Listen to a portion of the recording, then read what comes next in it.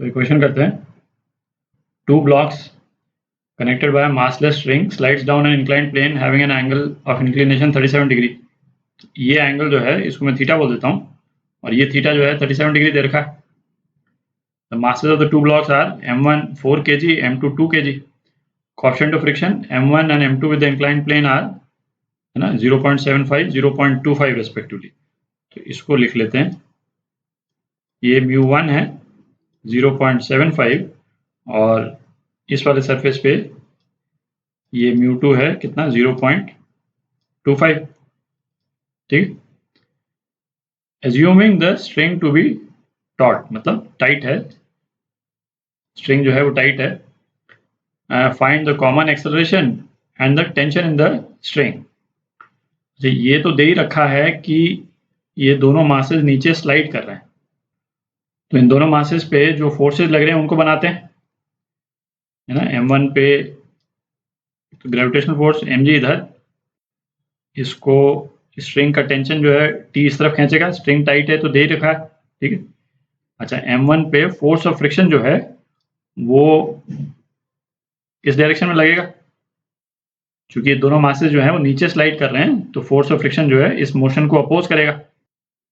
तो इस inclined plane के अलोंग जो ग्रेविटेशनल फोर्स का जो कंपोनेंट है वो क्या हो जाएगा,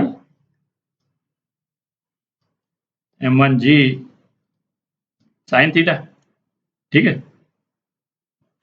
एक इसमें नॉर्मल फोर्स भी लग रहा है ना, वो मैं बना नहीं रहा हूँ। ठीक है, आपको मालूम ही है इसके परपेंडिकुलर लगेगा। अच्छा, इसी तरह से m2 पे भी, m2 पे ग्रेविटेशनल फोर्स का जो कंपोनेंट है m2g साइन थीटा इधर लगेगा और m2g इधर फोर्स ऑफ फ्रिक्शन इसके मोशन को भी अपोज करेगा। अच्छा, इस फोर्स ऑफ फ्रिक्शन को मैं F1 बोल देता हूँ, इसको F2 बोल देता हूँ, और टेंशन जो है इसको m2 के मोशन को पीछे की तरफ खींचेगी। ठीक है, क्योंकि स्ट्रिंग टाइट है। तो दोनों मासेस पे जो फोर्सेस लग रहे हैं इस प्लेन के अलोंग, उनकी इक्वेशंस लिख लेते हैं। ठीक है, उससे अपना रिजल्ट आ जाएगा। तो m1 पे जो प्लेन के अलोंग जो फोर्सेस लग रहे हैं वो क्या क्या लग रहे हैं, m1g sine theta plus tension, ये तो नीचे के डायरेक्शन में, माइनस F1, ठीक है, ये ऊपर के डायरेक्शन में, ये m1 a के बराबर होगा।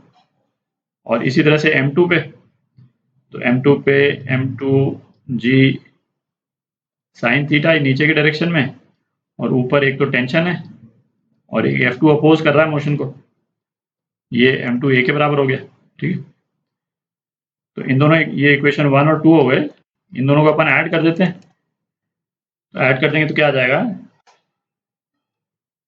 m1g साइन थीटा, ये टेंशन कैंसिल आउट हो जाएगा दोनों तरफ, m1g sine theta minus F1 plus m2g sine theta minus F2 is equal to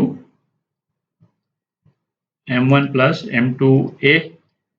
ठीक है, तो इस इक्वेशन में अब अपन वैल्यूज डाल सकते हैं, जिसमें F1 जो है वो μ1 m1g cos थीटा होगा और F2 जो है वो μ2 m2g cos थीटा। ठीक है, ये फ्रिक्शन की मैक्सिमम वैल्यूज हैं।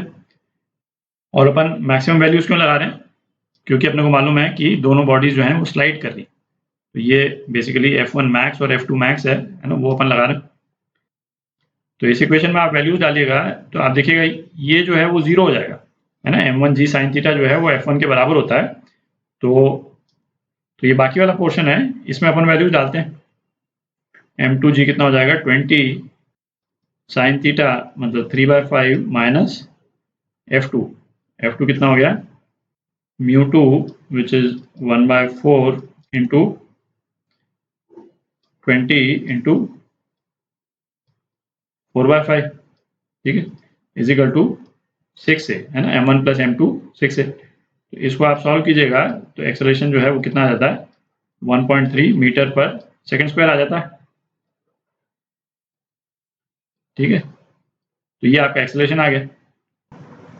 तो एक्सेलरेशन की वैल्यू तो आई गई, ठीक है, एक्सेलरेशन की वैल्यू को ये इन दोनों में से किसी भी इक्वेशन में आप डाल दीजिए, है ना, इसमें डाल दें या इसमें डाल दें, तो आपके टेंशन की वैल्यू आ जाएगी। टेंशन जो है वो कितना आ जाता है, 5.2 न्यूटन आ जाता है।